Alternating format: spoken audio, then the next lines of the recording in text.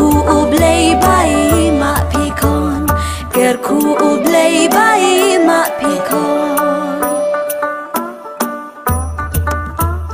Ci para hajin upakabe,